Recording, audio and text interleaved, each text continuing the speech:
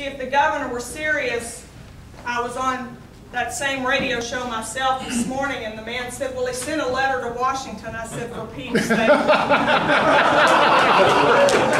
mean, I'm a girl, and I can fight better than that.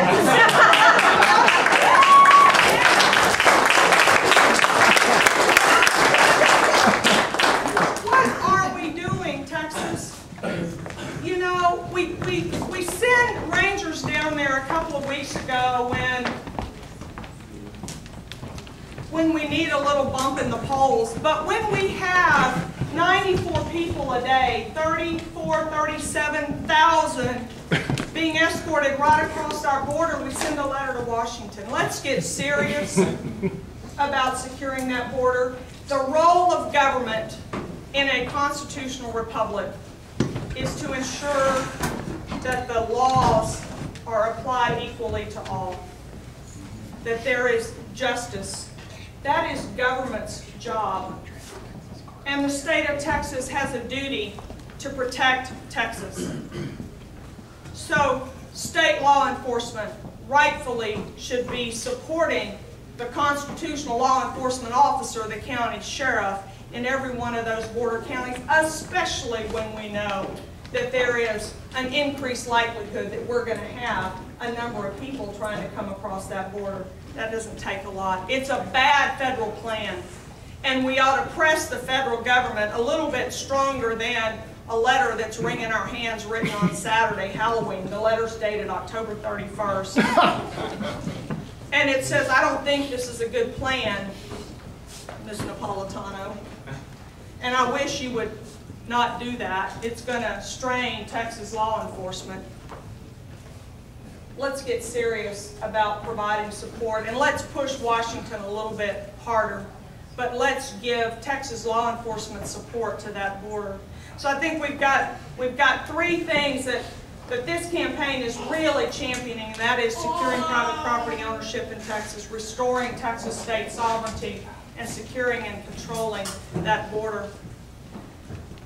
I started out on the economy, and I want to talk just for a few minutes because I think there is unease and unrest in our society. We're nervous about what's happening economically. Oh yeah. One of the things that nurses learn pretty early is we frequently can anticipate the medical course that a patient's going to traverse. There's a lot of unease when you get a new medical diagnosis. And if we can just talk with you calmly and rationally about what you can expect, you can prepare for even the most treacherous conditions and cases. And I think the same is true with the economy. If we just understood what was coming, then we could make good decisions in our businesses and in our families to prepare for what we might face. So I think it's important for the governor of the great state of Texas, as the CEO of this state, to give an accurate annual financial report to the state. And he's given a report. I'm going to give you a little bit different report tonight. I hope the report that I give you will help answer some questions for you and maybe explain some of the unease that you've been feeling. We've all grown up, if you're from Texas, you know that we have a balanced budget. You kind of know you have a balanced budget like I knew Republicans were pro-life. We've got a balanced budget. Here's what we really have in Texas. We are spending every dime that we take in. And in 2000, the Texas state debt was $12 billion. As of August 31st, 2008, it's $31.3 billion. It has nearly tripled in 8 years. That is on page 34 of the Comptroller's annual financial report, dated August 31st, 2008. Actually, if you look on page 34, I think the number is $27 billion, but she revised that figure in February or March of this year and said the debt for the state of Texas is $31.4 billion. It's nearly tripled in 8 years.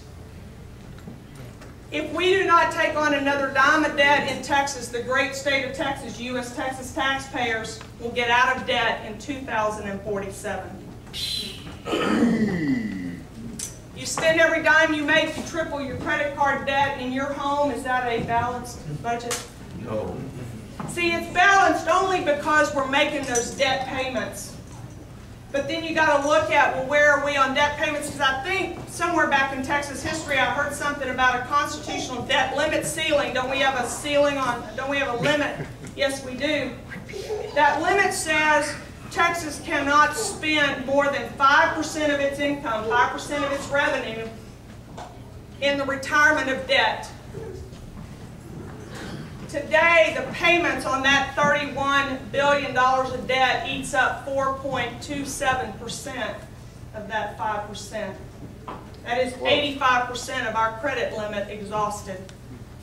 We're in a precarious position in Texas because if we cut spending like most conservatives would like to do, we cut revenue.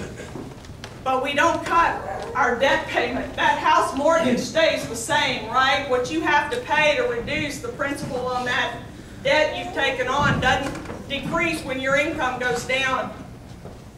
So if I'm already at 4.27 and I lower the amount of revenue and my debt stays the same, all of a sudden I'm over the constitutional debt limit threshold in the state of Texas. That's where we are economically. We have got to watch our debt.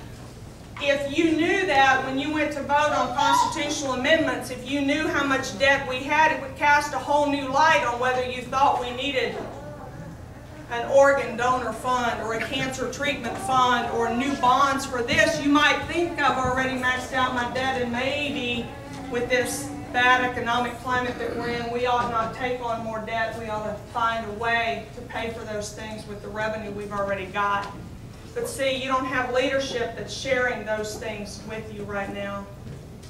We need to be talking about that. The state of Texas has nearly doubled spending on education in the last 8 years. We have doubled spending on health care. Conservatives talk all the time about if we grew government at the rate we ought to, it would grow at the rate of population and inflation. In the last 8 years for Texas, that is 46 or 47%. We have grown criminal justice and law enforcement 46%, right on par with that growth. We have reduced transportation spending by 1%, according to the Consolidated Annual Financial Report.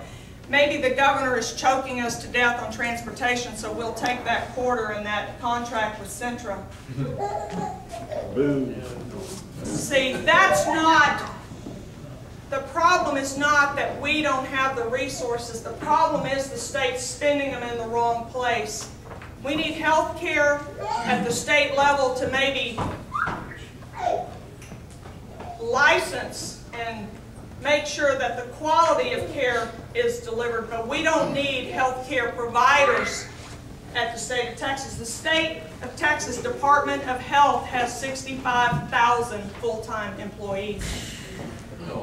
It competes with private practice health care providers for